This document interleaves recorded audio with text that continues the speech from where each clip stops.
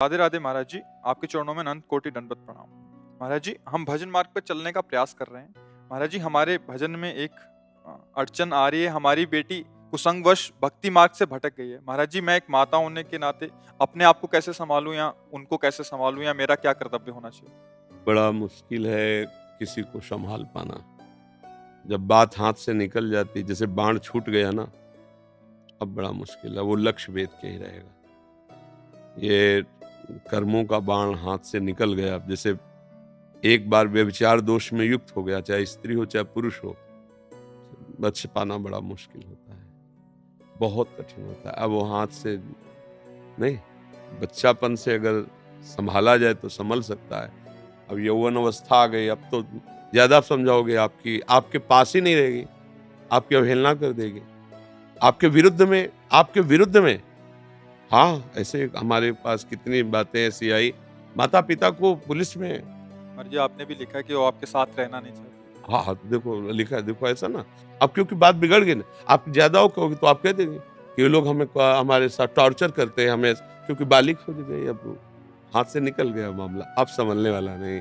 अब ये है कि कर तुम अकर तुम अन्यथा कर तुम, भगवान उसको किसी तरह जहां भी जैसे भी, वही बकाया, दूसरा कोई उपाय नहीं। जब आदत बिगड़ जाती है, मनमानी आचरण होने लगते हैं, फिर संभलना मुश्किल होता है। ऐसा हम लोग बताए ना, घर में इतना शासन था, जबकि बुरा लगता है, सबको लगता है, बच्चों को भी बुरा लगता है, बड़ा कठोर शासन था। बेविचार रूपी दोष की तो कहीं भी किसी भी तरह से संभावना ही नहीं थी।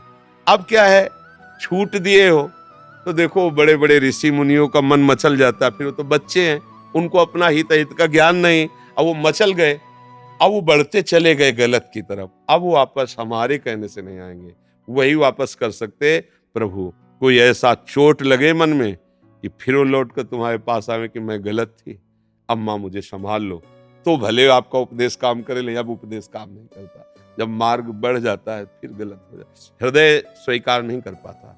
तो हम बार बार प्राय घुमा घुमा करके यही सबको कहते हैं, भैया ये बॉयफ्रेंड गर्लफ्रेंड और यो लिव इन रिलेशन, दुनिया के जो नौटंकी चली है, इससे बच जाओ। ये बहुत ही बेविचार दोष को बढ़ावा देने वाली बात है। सोचो, अभी वो बच्चा है 13, 14, 15, अभी उसको अपने हित अहित का ज्ञान नहीं है, पर इंद्रियां प्रबल हो रही, उनको एक खिलवाड़ लग रहा है। उनको पता नहीं कि पाप है, ये अधर्म है, ये आगे चलकर हमारे जीवन को नष्ट कर देगा, कुछ पता नहीं। अच्छा, जैसे ये भी है कि 30 वर्ष के बाद ब्याह हो रहे हैं।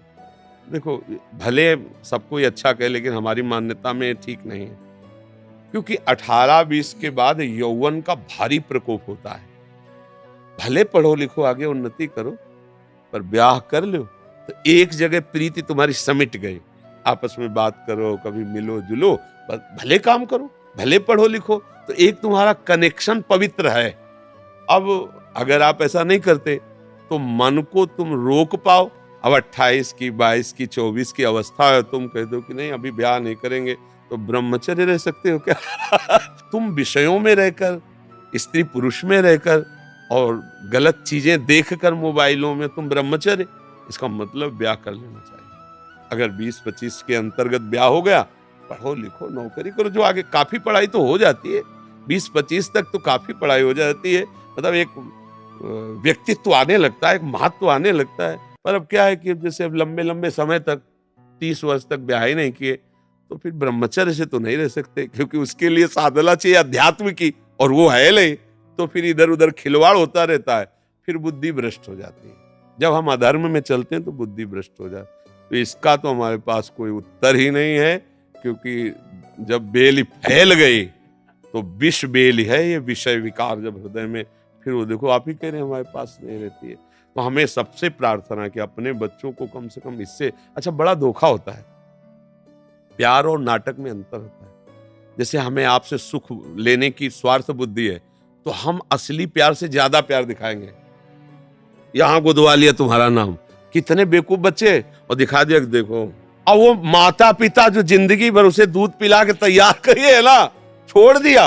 अब बच्चों को ये ज्ञान कहां से आवे, कैसे समझ में?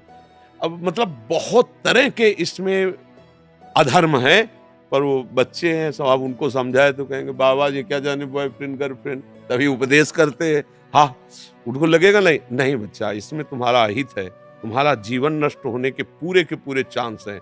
आगे कहीं भी तुम्हें देखो, माता पिता कितने भी कैसे भी हों, अपने बच्चे का कोई राक्षस ही होगा तो बात अलग है, नहीं कभी अहित नहीं होने देगा।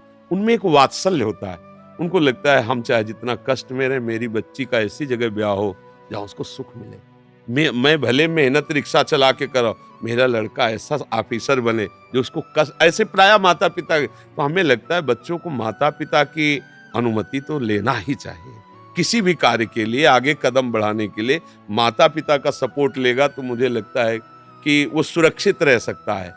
अब ये मनमानी आचरण, चूंकि बच्चापन में नहीं ज्ञान होता, हमें पता है, वो एक उन्मत्तता होती, पागलपन होता है उस समय ऐसा ज्ञान नहीं होता अधर्म क्या है, धर्म क्या है। फिर दुश्मन लगते हैं माता पिता कि हमें क्यों रोक रहे हैं, हम खेलना चाहते हैं, हम मनोरंजन करना चाहते हैं, ये रोक रहे।